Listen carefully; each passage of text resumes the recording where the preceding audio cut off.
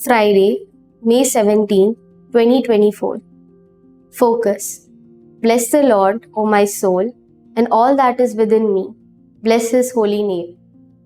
The liturgical period between Jesus' ascension into heaven and Pentecost is a time of waiting.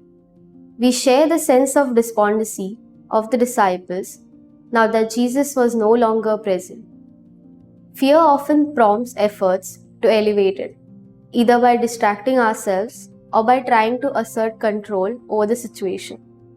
The ubiquitous mobile phone, a technological marvel, mirrors this dual nature. It offers ease and convenience, but can also be a cause of anxiety, intensification of fear, or loss of privacy. I realized this during a recent hacking episode in a friend's panic attack triggered by health-related prompts by a phone app. Amidst these complexities, our focus must remain firmly on Christ. Only He can offer us everlasting peace. His burden is light, and the water He gives will never let us thirst.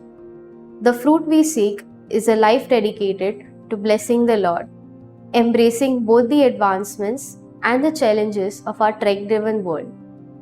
The rehabilitation of Peter after his triple denial of Christ echoes this theme. Each repetition of, "Do you love me?"